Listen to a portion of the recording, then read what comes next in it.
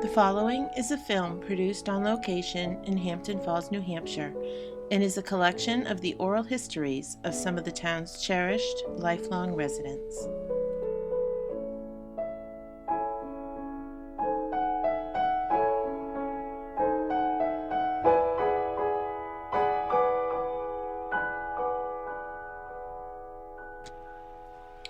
Their wonderful memories of growing up and living in the small rural town of Hampton Falls gives us a living window into local history and a new appreciation of days gone by.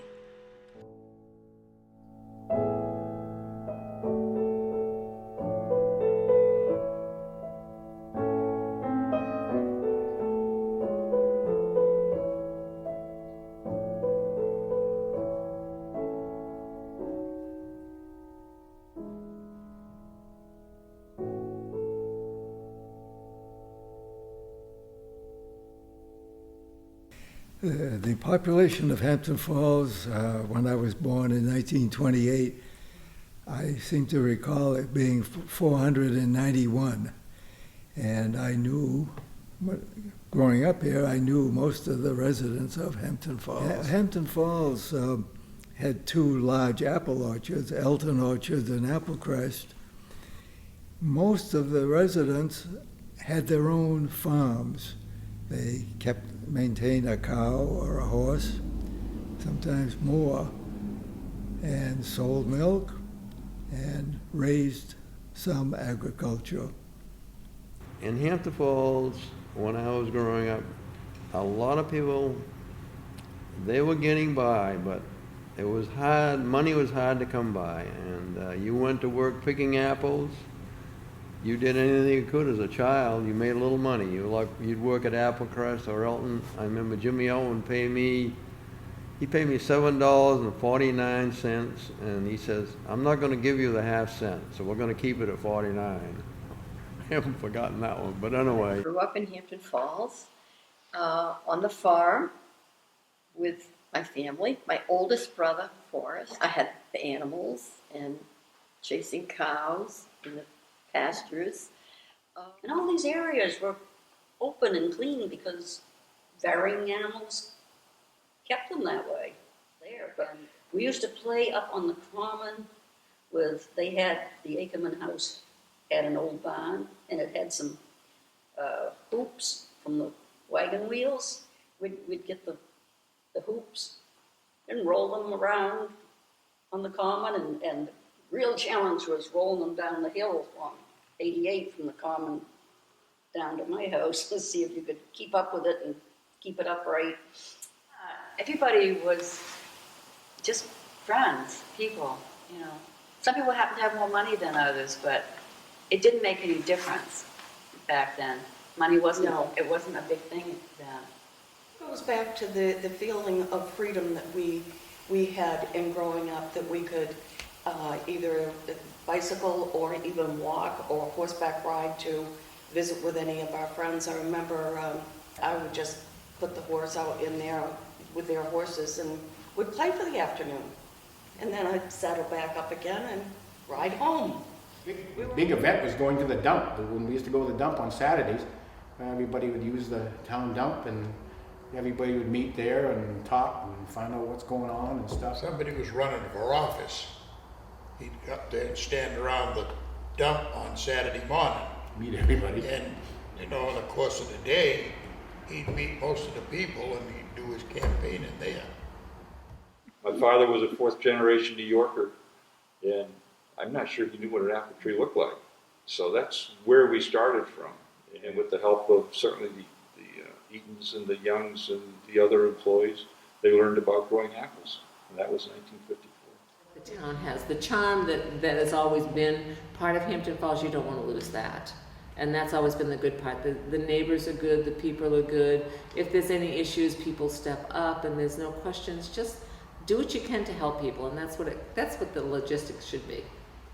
When my mother turned 85,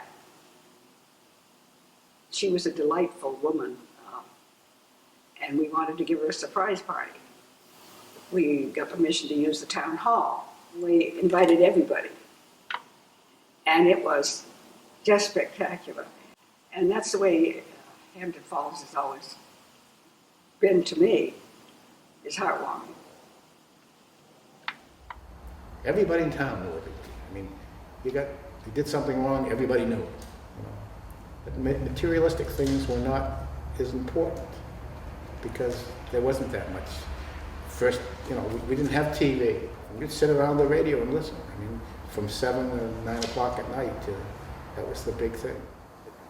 Hampton Falls is a wonderful town. Good people. If I remember correctly in the history, there were 4 different schools for different areas of the town, and it could be, the winter was a challenge getting to school. Okay, I started school in the East School in Hampton Falls. It was situated where the present Lincoln Ackerman School is now, and it burned down in 1948 or 9. I forget which year it was. Going to school in the East School, that was tough. We had chemical toilets.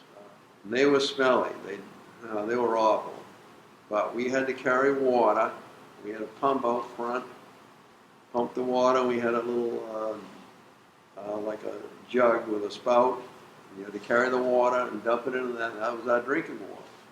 The teacher did the music, the art, and all sorts of things. Occasionally, the teacher would ask an older student to supervise another class, maybe to help them be quiet or read something to them.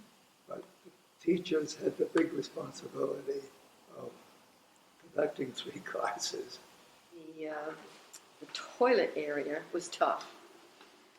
Oh my goodness, that was tough.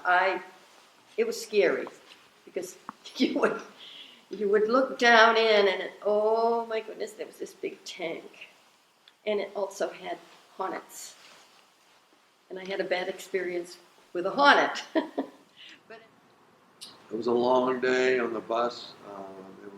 They were awful buses. They were made out of small vans. You had to crawl. You had to tip the seat down and get in the back. They weren't really safe.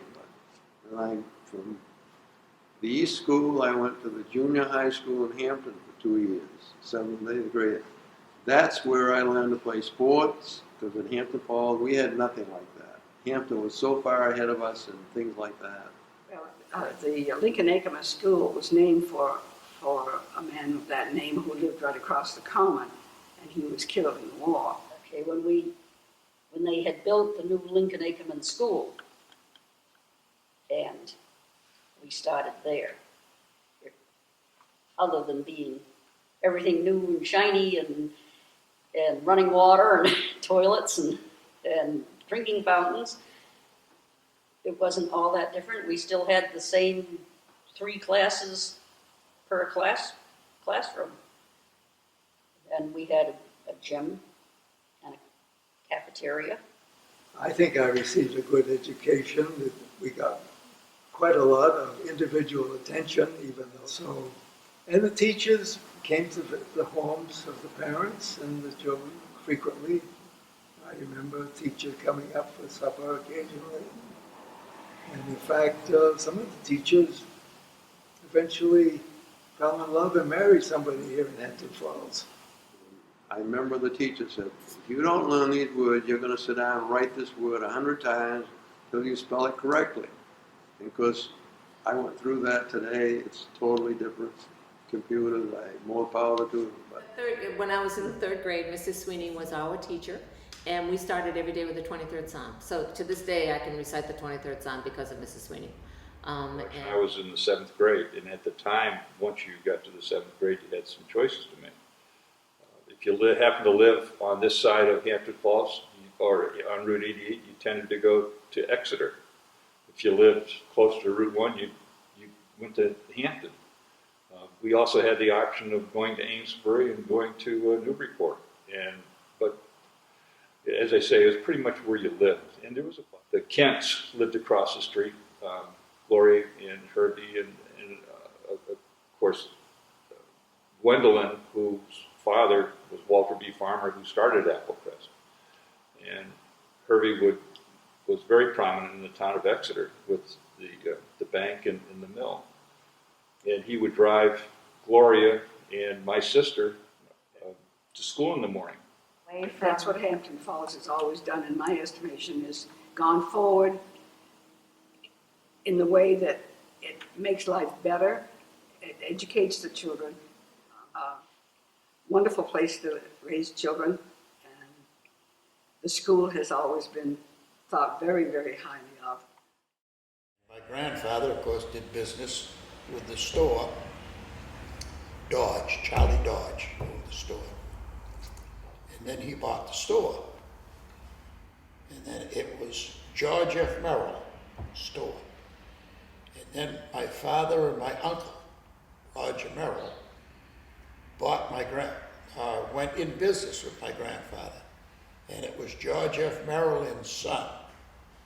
Then when they bought it, it was Merrill Brothers store. And then my father bought my uncle out, and it became R.P. Merrill. And then R.P. Merrill and Son, which was my older brother, he took my brother in business with him when my brother got back in the service. And it became R.P. Merrill and Son. And then when my father died, then it was Merrill's, just Merrill's store. And that's the history of the store. Merrill store was certainly the center of the universe as far as Hampton Falls goes. It was. And of course, they were a hub of the whole town. There was Mr. Merrill, and then there was Punky and his sisters, and George, and everybody kind of revolved around there. And Hampton Falls has always been very rural. The Merrill store was it.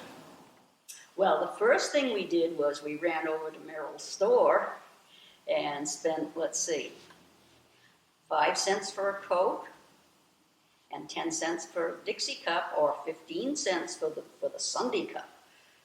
That was the treat. There was 2 buildings. There was a store and another building that used to set up above the store where they sold grain. They sold grain, nails, stuff like that, hardware. There was a hardware department in the back of the store because there were drawers and boxes and stuff. And I used to go out there and paw around through those when I was a kid. That was like a treasure trove. I used to go out there. But anyway, I remember going to Merrill's store with a note and 25 cents to buy a pack of cigarettes. No problem. Give the kid a pack of cigarettes. When we were in grade school, the older classes were allowed to walk down to Merrill's store, and we could buy candy or whatever. And we would also do that for any of the younger children that were not old enough to walk down to the store, and would come back with pockets full of candy for whomever wanted it. Yeah. And I remember they had a sort of soda fountain, probably only 3 or 4 seats, big mirror up behind it with a big fancy wooden frame, and you could get an ice cream or a soda. And the post office was a window with probably 12 mailboxes on either side of it. But hey, everybody got rural delivery. They sold shoes, they sold clothing, overalls, jackets, and stuff like that. Meat, canned goods, sugar, all your staples. And then on the left-hand side was the post office. And when I was a kid, my aunt was postmistress. And then my father became postmaster. And then when he retired, my brother became postmaster. And then when I was 15, I started working at Merrill's store. And I worked there for 30 years, and I always joked that The only way they got rid of me was by selling the place, but then I fooled them because they turned in the post office, and I started working for the post office, and I was there for another 20 years. So I spent 20 years, 50 years of my life working in the same building.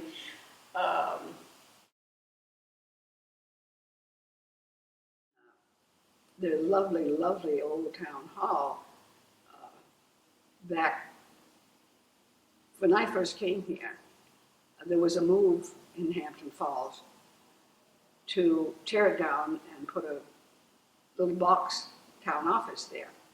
So there was a move afoot, and we stopped them, and it was made over into town offices. It's functional, but you've saved the past. The only thing that I regretted was when they took the stage out, because there are towns who have saved the stage, and they have plays and different things like that. But at least we saved the building. The way I understood it was used for everything, because they had dances there, they had a beautiful stage, had stage plays there. All kinds of functions went on there. We And went through the front door, and I had this feeling something's wrong, something's not right. And I kept looking around, and then I said, the stage is gone. And that was it. It really bothered me that the stage was gone, because my father was a square dance caller, and he would be up on the stage and square dancing down on the floor. And we had all our school plays in the town hall. It would be up on the stage. But the town hall was used for any sort of gathering other than town meeting. It was the central point. You could use it for, like, if you have a special occasion coming, like an anniversary or a big birthday. But I mean, we had many celebrations there. The town hall used to have a lot of activities at the town hall. They had usually square dances, a lot of square dances. Yeah. And they had, in town, they had a bunch of people that would put on plays. I was pretty talented. Yeah, they're pretty talented. They were good plays. They were fun. But I can remember my father hated the square dance. So guess what? I was the oldest. So when Mom wanted to come down and go square dancing, I had to go because I had to. But there was always something going on at the town hall. The big thing was elections and, you know. of course, the bathrooms were another thing. They were quite a challenge. But it's been updated and saved. And now it's another building that we can be proud of. Well, we had two libraries that I used to go to. One was up at where Dean Glover's house, where Dean Glover used to live. The Knight sisters lived there, and that was a library that was closer to my home. And we'd go there just to get books to read or whatever. And then if you wanted to do reference library type work, you'd come to this library, and you come in the door, and it was a lot different than it is now. And it seemed like there was little, rooms. They were made like into areas, like the children were way in the back, like a little area. But this was the library. It was, and I remember the side door wasn't there, and it was down in that corner that was the children's room, and there was a table, and that's where I would go to get all the Black Stallion books by Walter Farley. People of the town have done is they have taken this building, which was the library, and leased it out to the Hampton Falls Historical Society. And it is a priceless building. Eddie's direct ancestor was one of the founders of it. And if people haven't seen it, it's magnificent. The ceiling is just beautiful. And a local woman laid on her back and redid it, and it was worth doing. And the Historical Society has come forward and made the museum out of it, and have the meetings here, and it's just fantastic. And that's the way Hampton Falls seems to always have gone forward. It's taken the past with them instead of carrying it down. A difference between today and when I grew up was that it was all farm and dairy. There was, Burwell's had the dairy farm, Bill Marston had a dairy farm, Applecrest and Elton, so it was all apples in between. Charlie Green would plant corn, and potatoes all over town. So there would be that end, at that end of town, and down this end was Edgerly's, and Edgerly's had the stand where the shopping center is now. So there was a stand there. So the kids at this end of town worked at Edgerly's farm, picking and harvesting and working at the stand. Applecrest Farm, as an apple orchard, started really as a chicken farm, and these beautiful stone walls that were chicken coops. So all the old photographs had chicken coops all around the roads, and these little small apple trees planted all around. And you could see that they're starting to develop the apple orchard and from the chicken. Applecrest had one of the first aspects of agritourism in an apple train that went from Boston, walked to be farmer back in the 20s, all the way through possibly the 30s and even maybe the 40s. And he brought people from Boston up to the railroad tracks in the depot by the marsh. And they dropped them off there, and he picked them up in his wagon and brought them to the apple orchard to pick apples. Wormless apples. That was the special.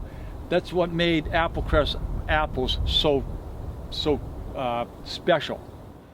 My father was working in Lawrence at the time, and my parents decided they would move closer to Lawrence. He said, "We have a lovely house. You have a big house to handle your family. Why don't you take a look at it? By the way, it does have some acreage and some apple trees on it." My father was a fourth-generation New Yorker, and I'm not sure he knew what an apple tree looked like. So that's where we started from. And so that's how my parents got here. They went to UNH, the horticultural school, to find out about growing apples. And with the help of certainly the Eatons and the Youngs and the other employees, they learned about growing apples. And that was 1954. It was all, we worked on the farm. That's what they did. We picked corn and dug potatoes for Charlie Green, and the parks down the street had strawberries, and my brothers and sisters would go down there and pick them for 5 cents a quart so that Mrs. Parks could sell them. The Burwells had the farm next door, which was a dairy farm, so there was always cows around. We just grew up on a farm. But Charlie Green gave a lot of kids jobs in town that, nickels and dimes and quarters, I don't know what it was, pick potatoes and stuff in the fields, and everybody worked for Charlie Green. And we had people back in the 50s when my mom and dad first bought the farm in '54. We advertised pick your own drops, and that's how the whole pick your own started.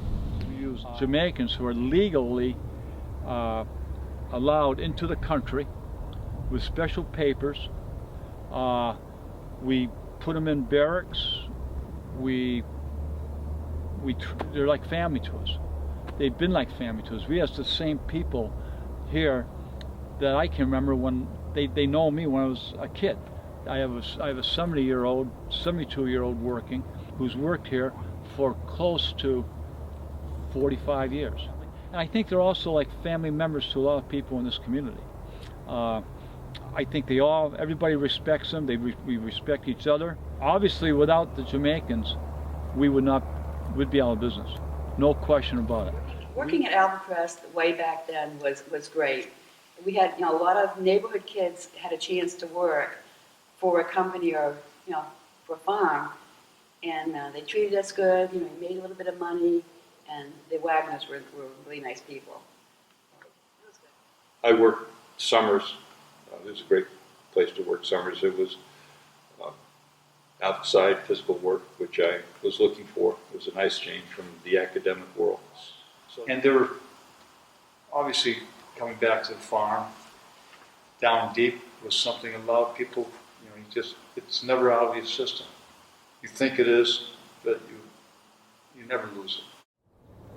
This whole land will never ever, in perpetuity, be able to be developed. It will have to remain exactly the way you see it for the rest of time, which is kind of nice, isn't it? And the town allowed that to happen. It's it's a small town, Hampton Falls, a small town in Hampshire, I should say, Hampton Falls, and we have been recognized as being one of the oldest, largest, continuously run apple orchards in the country. And that says an awful lot. I mean, to be able to continually run an apple orchard that many years, it's over 100. I mean, we're, as you can see, 100 years. So. But Hampton Falls was a rural area. It was beautiful. And when I was young and came here, I remember Great Hill didn't have any trees on it. All of these trees that people think we shouldn't cut down years ago weren't there.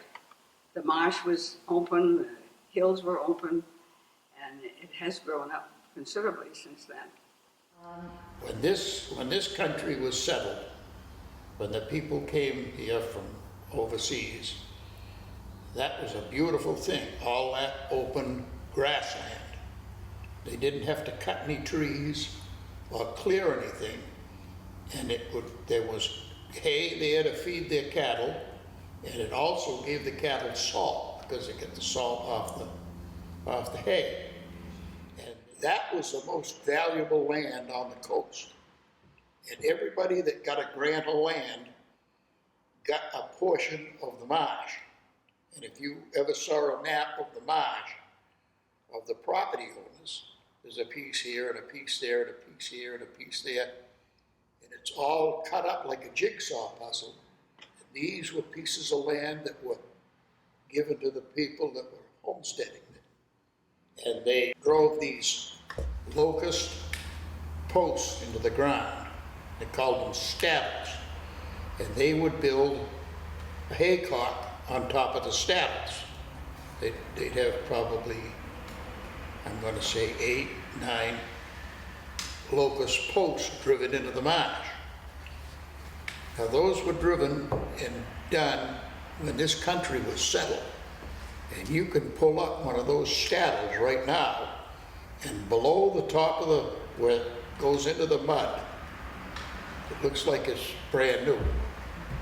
And they've been preserved by the salt and the mud.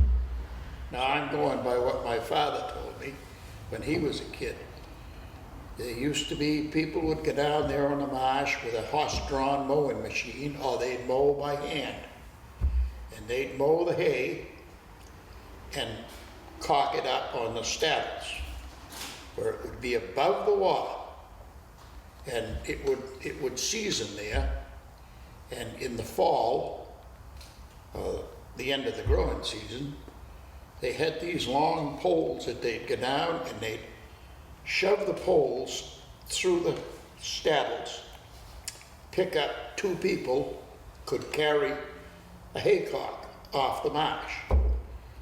And they'd carry them to where the horses' wagons were there and put the haycocks on the wagons and haul them back to their farms. Over the years, you can see that what's happened to the salt marshes. Growing up, they were still popular by farmers for their hay, and they cut the hay. But through changes over the years, the marshes became wasteland, and nobody wanted them. In fact, they gave them to the town for taxes. My family owned a lot of marshland. We just gave it to the Fish and Game Society to maintain for the public use. For the future, I hope the next generation will be able to enjoy the wide open spaces and the salt marshes that Hampton Falls has. There was a lot more woods and wide open spaces than there is now. Old Stage Road was dirt, Frying Pan Lane was dirt, Parsonage Road was dirt. Crank and Goodwin roads were dirt. The Depot Road was dirt. Rimmer Lane was dirt. All gone, all paved. What did they do? You know, in order to repave a road or retar a road, trucks would come along and dump sand piles along the edge of the road, spaced evenly along the side. And then the tar truck would come, drop the tar from his truck, and men would come with shovels and take the sand and throw it on the tar to hopefully harden it. And it would take several days for the tar and everything to dry before you could drive safely on it. So all the kids would come home that had to walk, would come home from school with tar stuck all over their shoes, which made mothers very unhappy. We were always careful to stay off the main roads as much as possible. And there were so many back roads, and so many of them was still dirt. Well, yeah, the only main road was really 88, and that was like a really shabby road back then, until Wes Powell became governor, and then they paved had it. to. They made it a beautiful road. And in those days, I wasn't allowed to go on 88. Route 88 was very busy when I was a young girl. The big box trucks would be flying by to go to Newmarket, shoe companies, and it was pretty risky. So when I eventually got a bicycle, I wasn't allowed to ride my bicycle on Route 88. I had to stay in the dooryard, or in back of the farm we had roads where the equipment would go to the fields in back, so I could ride my bike there. Yeah. Then we decided to have 95 go through. Oh, Yeah, it was so cool. I can remember going out at night with my dad, the scientist, and there was no noise outside, except for maybe the crickets or whatever. And if you do that now, all you hear is traffic from 95. And next to Ann's house, there was a farm. It was the Browns, the George Brown's farm, and he had a lot of cows, and he milked them, and had a room in the barn that was all painted white for the milk. And he had these big coolers in there, and a milk truck would come in the morning early. You always heard the milk truck come to get the milk, and he'd leave. You know, and you forget about those noises too, because that was the milk truck would come. Mhm. You know, and my father would take us outside, like when it was a cool autumn night, lay on the road because it was warm, and look at the constellations and tell us what they were, and explain it to us and everything. And that was his way of educating us, and it was great. I still remember that stuff. Did a lot of walking. I can remember bicycles, and kids use bicycles. I can remember walking from my house to the Ioka Theater in Exeter with my mother to go see Bambi. Well, I wanted to go so badly, so she took me, and we walked for 6 or 7 miles to get to Exeter to go to the movies. So my domain was from the Burwell farm down to would be Miss Knight's house, which was the library annex. So I could go down there and get books. And in the front room of that house, there was a great piano, and we used to go in and play the piano. Always had, I can remember on Saturday mornings, that was the time I went up to Chisholm or different places, the Creightons, and mowed their lawn. And I'd get 50 cents, or I think it was 50 cents, maybe $1. And so if you did 2 or 3 lawns, you might get $2 or $3 a week, and that was a lot of money for a kid back in those days. And I can remember I worked all summer long. When I was a kid, I'd always work during the summer to earn enough money so that I could buy my school clothes, because Mom and Dad couldn't afford to buy me too much in school clothes. Regarding going to the beach when we were younger, we didn't get to the beach that much because, number one, it was a ways to go, so we didn't get to go there as often as we'd like. But the big thing was to go down to the depot when the tide was right, and we'd all go swimming at the depot. Fight off the greenheads, but we would go swimming at the depot. And there's one rock, and I'm sure it's still there, that if you dive in at high tide, it's not a good thing to do. So you always had to know where that rock was, because it's right there. So if you just have to know what the different logistics would be, but that's where we were. That's where we ended up spending our time. Between there and I, myself, would be down at Savage's in the pond, because we all got to learn to swim there. I don't know as they really knew when I was a kid all that much about polio, but most people figured that when the water got warm, fresh water, you could probably get polio, either from the mosquitoes around it or whatever, and that's why we didn't swim in the fresh water. Not together. We used to go down into the woods, and there was a stream way down the back of her house, which is now Linden Road, that we used to drink water out of. And it's like, people don't believe me, but it was a nice stream that ran constantly, and it was crystal clear water, and it tasted good. It was, and both of us made it. You know? Yes, as a child, I frequently went to swimming down at Hampton Beach. In those days, there were no parking meters at the beach. You could go down and spend the day and do what you wanted to.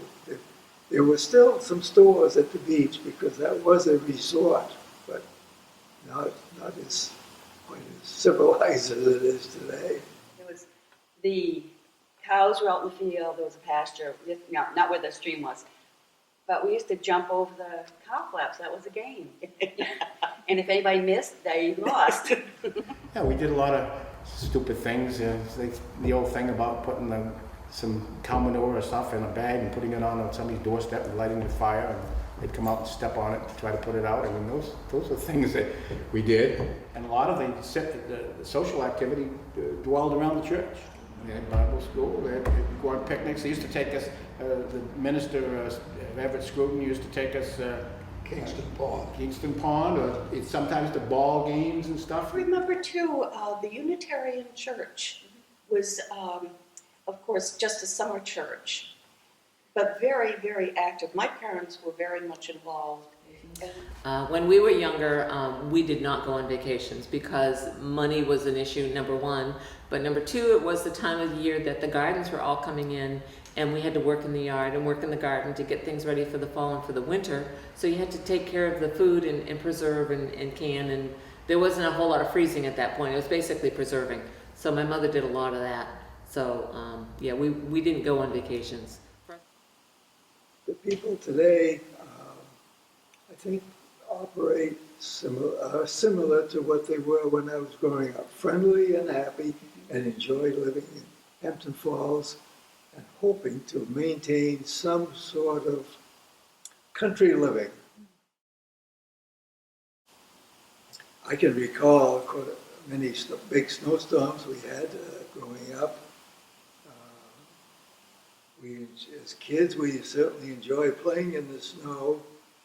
I do remember the biggest snowstorm that I can remember came in late November. I was still in high school.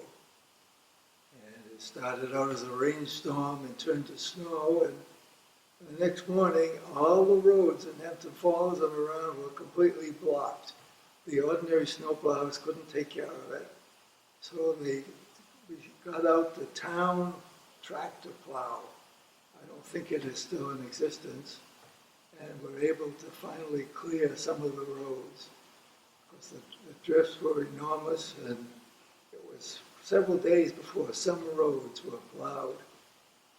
Today, the roads are plowed every hour, but in those days, the roads were not plowed until the snow stopped falling. But the thing is, it did the job because a lot of times you'd get heavy winds and real snow drifts, and you couldn't get through. I mean, you just couldn't. There was a little cab. I think maybe two people could sit in the cab, if I remember right. I don't know. Well, it wasn't really room for two people because you were working the levers. But on the back, there was a platform that you stood on, almost like Just had a piece of canvas hanging down over you. And I've not ridden, but walked many, many miles behind that tractor because you're standing there in the back of the tractor and it might be 10 above with the wind blowing. Pretty cold. And you'd get pretty cold, so we'd walk behind the tractor. And the tractor only went like 4 or 5 miles an hour. It wasn't very fast. And you could walk behind it and keep warm. Dickie Perkins and I don't know how many miles we walked behind that tractor. I can remember when I got... I do remember one winter, they had to call the big V plows down from Concord to plow Route 88. We were so snowed in. The snow in our living room was not above the windows, but up to like the first pane I mean, we were really in. They weren't in such a hurry to plow the roads bare instantly as they are now. And you got used to driving around on snow-covered roads. You just simply slowed down.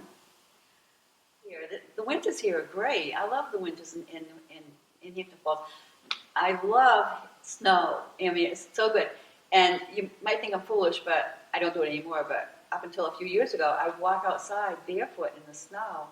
And I tell people to do that now. If you're young enough to do it because it is amazing.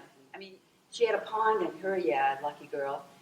And in the wintertime, that was the skating area for all the kids in the neighborhood. Everybody from all around would come and skate. You know, about 3 boys.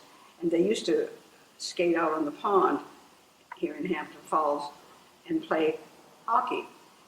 Well, Eddie and Charlie, apparently, they were the youngest of 9, and they didn't have hockey sticks, so they used branches. And they used to call them the slashers. That's when my father would build a bonfire late in the afternoon when it started getting cold. We would all gather around the bonfire. Whittier's Pond was the place to be, and kids came from Hampton and Northampton. Whittier's was well used as a skating thing. Everybody got along, and we'd be down there from the time school got out, you got home and got your skates and got to Whittier's Pond until supper time. And then we'd be back again after supper. We'd have a bonfire out on the ice and skate till like 9 o'clock, and then 9 o'clock was curfew. Not just time to go home. It was curfew. If you were under 16, you had to be off the streets by 9 o'clock. I can remember we used to, in town, I don't know whatever happened to it, but they had a huge long bobsled. Had two runners in the front, 2 in the back, and it was at least from here to that wall. That belonged to my father. Could be. And it was up in the barn. Yeah, and they took it out and used it though once in a while. Oh yeah, you had about 9 of us on that Oh, thing. you get 50. Where did that thing go? And when they started salting the roads, that was the end of the fun for that. That's right. But before Whittier's, the hill on Whittier's, that was all open. And we used to slide in a toboggan, and you'd go out onto the ice. And the whole idea was to see who could go furthest, of course. But the big excitement of the winter was across the street. George Thatcher, Carolyn's father, made this wonderful toboggan jump. I don't know why we weren't killed, but my goodness, we would fly, and he would wet it. So the jump would be icy. We would fly down that hill, and it was great. We had a lot more snow back then than the 60s. I had a horse that drove and a sleigh, and we'd hitch her up after a snowstorm and go out and drive around town in the sleigh, and the old people loved it. And that was one of the things I did when I worked at Merrill's store, was people would call in their grocery orders, and we would deliver. I'd hitch my mare up and take the groceries and go deliver the groceries by sleigh. And honestly, the faces on the old people were just priceless. It was, memories out of the past. Russian times, let me refresh your memory, was basically all the 30s until World War II started. So gasoline was roughly 15 cents a gallon in 1942. The price for a home in 1942 was roughly $3,800. During the war, it was tough. The Germans, people were very afraid of the German Nazi take over the world. That's what they were trying to do. Well, how it affected Hampton Falls, we had to go through blackouts, even in this town. We had air raid drills. They told us the next thing when we were having an air raid drill, we had to participate in that. You had to turn your lights out. You had to dim your headlights. You had to put black tape across one half of your front headlights. I remember my mother talking to neighbors about the time that the planes went over to go overseas, and it just went on, and I think she said for hours, all of these planes just droning over. Great. We heard this noise, and we all ran to the windows, and you'd see tanks, long lines of tanks, go by the common down there, down Route 1. They were just right on Route 1. It was a common thing to see fighter aircraft go over, P-51s, B-17s, flying over high in the sky and stuff. It was. And we had air raid spotters. It was pretty scary because the Germans were looking off our coast. They were sinking our ships, so you really were well aware of the danger, the fear of the Nazi taking over this country. And the Navy Yard, the Portsmouth Navy Yard, was looking for help. Well, that boosted the income of everybody in town. It helped the whole economy. The home economy just took off. They built 15 subs in 1942, so think about it, 24/7. They were pumping subs out once, over one a month. So a lot of people who were on little tiny farms in Hampton Falls went to work in the Portsmouth Naval Shipyard. So that many of the women used to be bused to Navy Yard, and a lot of the women did the work that the men were doing before the war, building the submarines and stuff at Portsmouth. World War II didn't affect Hampton Falls too much, except the people who were called to go into service. And quite a few did go in. I know my sister was engaged to one of the men that was lost his life in the accident in training, and that was hard on the family. So everybody was conscious of the war, and people contributed to the war. They wanted you to grow big gardens, so they had what they called victory gardens. And they had urged everybody to have a victory garden, which that helped because food was scarce. Everything was going to the military. Everything was going overseas to help Britain, Russia, France. So when I was in school, We gathered those. we used to gather those and put them in big bags, cloth bags. I'd carry them on the bus, and I'm sure he would bring. They use these, they'd take these apart during the war effort, and they'd use them in life preservers. Military use them. Outside, they use them. So that's so you were, if you had a big bag of milkweed, you were a hero for the day because you were helping with the war effort. Of course, we had gasoline was rationed. You had coupons. Your meat was rationed. Sugar. my mother and father, they were smokers, and they couldn't buy only one brand of cigarettes. It's called wing cigarettes. It's the only kind of cigarette that was sold to the public. All the cigarettes, all the candy, everything that went to the war effort, to the soldiers and stuff. Milky Ways, you couldn't buy a Milky Way. I mean, I all during the war, I wanted a Milky Way, but you couldn't get it because Milky Ways were made by Mars or whoever made them, and they were sent overseas.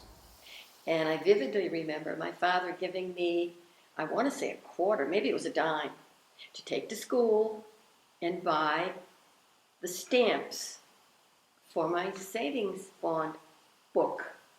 Because we each had a book, and every week we would purchase the stamps to put in the book. Bring in 10 cents a week, and then you'd get a thing to put in your book, and eventually you'd get enough in the book, you'd be able to buy a war bond, and everybody would clap, and it was quite a thing. You didn't suffer because of it. It was what needed to be done. People were a lot different. You didn't lock things. We used to walk the railroad tracks. There were still trains. Trains still came through in a regular schedule. But we used to see how far you could walk on the track without falling off, which meant going all the way to Hampton sometimes and back. And we used to play on the train cars that were parked. Nobody cared. If you got hurt, oh well. Well, growing up, there were not too many children in the neighborhood. Then later on, as I got a little older, my uncle purchased bicycles for the whole family, and we were on cloud nine. We were able to to go around the whole town, visiting people and doing like fishing, rafting. My favorite fishing place in Hampton Falls was the brook down below my house on Route 84, which is part of the Hampton Falls River. I spent many, many days down there catching shiners. Once in a while, maybe a trout, but rarely. Anyway, we had an outhouse, which was about a good 100 to 150 feet from the house. It was in a little building. And I can remember in the middle of winter, when you had to go to the bathroom, many a times I'd be in my pajamas, barefooted, and run through the snow, and didn't think a thing of it. Go down and go to the bathroom in this little outhouse. And mother and father never worried about the kids because they always knew where they were. They were the neighbors. We didn't have to worry about somebody bothering us. It's a different world, obviously, today than it was back then. Okay. When I first started working at New England Telephone in Exeter, there were, I think, 16 positions. And so everybody that came into work, you had the cords. And when somebody would, at their house, would dial O, it would come into us, a light would come on, we'd have cords, and you'd have to plug into the cord and pick up the call. And then wherever you wanted to call to, we had circuits going out. So we'd have to take the other connecting cord to yours and connect it to wherever you wanted to go, and we'd have to dial the number. And it was a dial, and we'd have pencils with little balls on the end of it so we could dial. And I just remember the food back then was so different. I remember getting butter in a bag, but it wasn't really butter. It was white lard, I guess, and they had a little tablet in the bag inside, and you had to break the tablet, and then you squished the bag until it was all nice and yellow. I remember Ann and I did it many times together, because it was something that you had fun doing back then. And back then, you did everything yourself. You made all your own food. You didn't. You went to the store and you bought sugar, flour, maybe shortening, eggs, and milk. And a lot of those things you didn't buy at the store. They were brought to your house by different vendors. I remember, Cushman's truck would always come. And there was a man that sold vegetables. I don't remember his name, but he was a local person that would drive around the neighborhoods and sell vegetables out of his truck and fruits. And there was a meat man, but I don't remember who it was. There was the ice truck that came around. Yeah, the ice truck. And I remember my dad going over to Bachelor's over in Hampton to get ice. And we would go to the barn, and it'd be all these huge chunks of ice with sawdust, separating them and keeping them cold. But they would, wipe off the sawdust and get your chunk of ice, and you take it home and put it in your refrigerator, whatever you had, needed ice for. But My mother was a great cook and baker, and our father worked very hard on the farm, and we always had big meals with dessert at noon, right? I can remember my dad bringing me up to get milk. So we came up to the farm and got milk from the cows. And Dad always had to take me in the barn and hold me up so I could pet the noses of the 3 work horses. When we used to get the mail, the rural delivery of the mail, everyone would say you could set your watch by the mailman. He would buy. You knew exactly what time he was going to go by every day, which is so interesting compared to today. And everybody, of course, used the mails. And some people still didn't have telephones. There was always a public telephone at the store, or wherever the stores were. The whole thing was a different world, and people seemed to have more time for each other.